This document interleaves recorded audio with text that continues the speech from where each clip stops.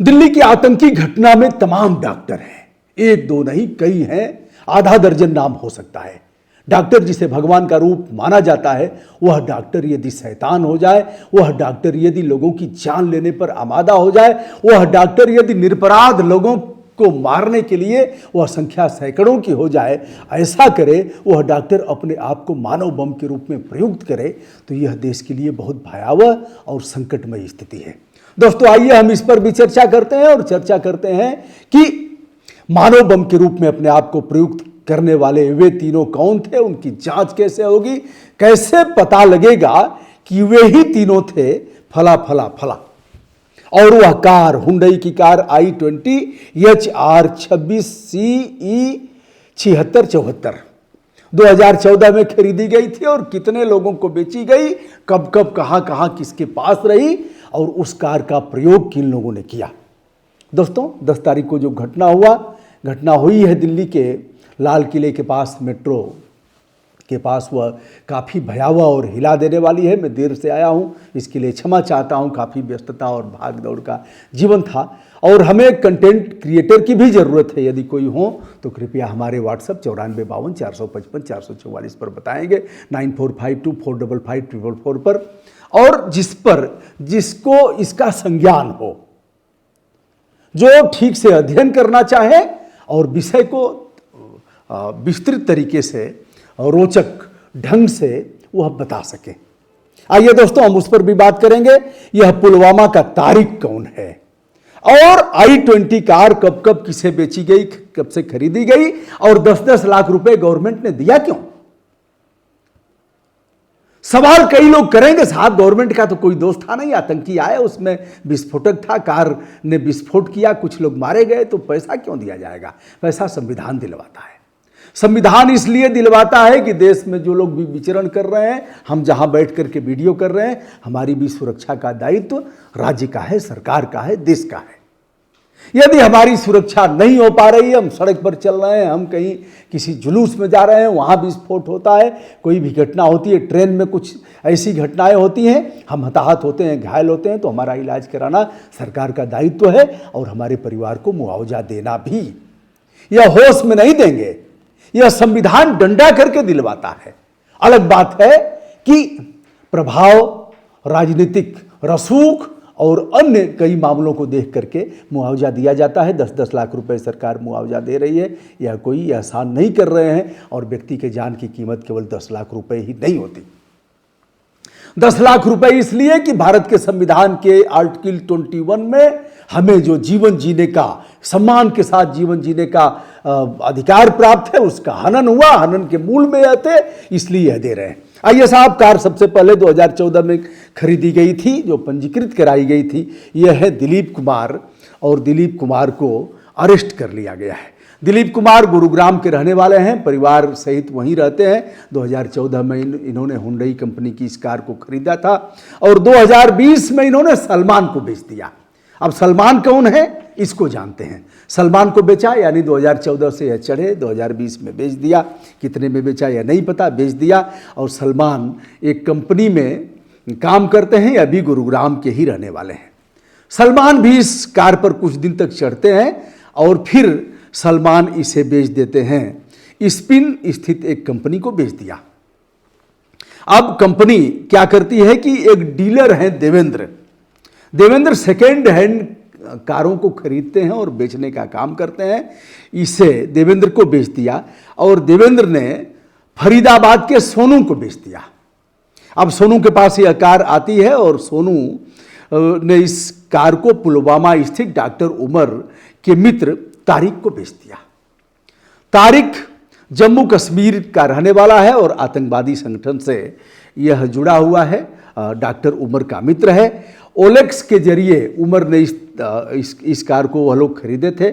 धमाके से 10-12 दिन पहले देखा गया सीसी फुटेज में, जो अब तक आया है, जांच एजेंसियों की बात मानी जाए तो यह लोग प्रदूषण की जांच करा रहे हैं और कार में चालक सहित 3 लोग बैठे हुए हैं।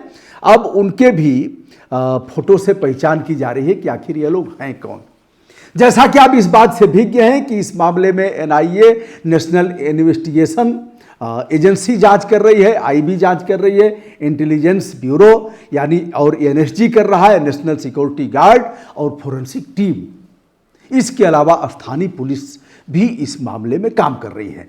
अब डॉक्टर कैसे बना शैतान, इसकी बात कर रहे हैं, डॉक्टर शाहीन से लेकर के अन्य की हम बात कर रहे हैं। एक तो आपने देख लिया I-20 कहां कहां गई और कैसे कैसे इसका अंत में, इसका 2014 के बाद अंत होता है 2025 में, इसके परखच्चे उड़ गए।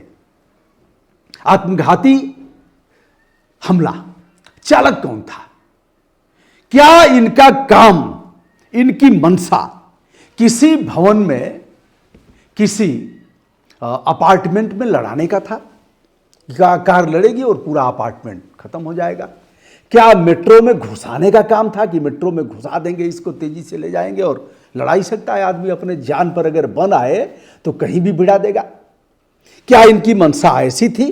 क्या इनकी मंशा किसी सरकारी भवन में कार को टकराने की थी, जिससे जो विस्फोटक थे वह विस्फोट करें और जान माल की बड़ी क्षति हो?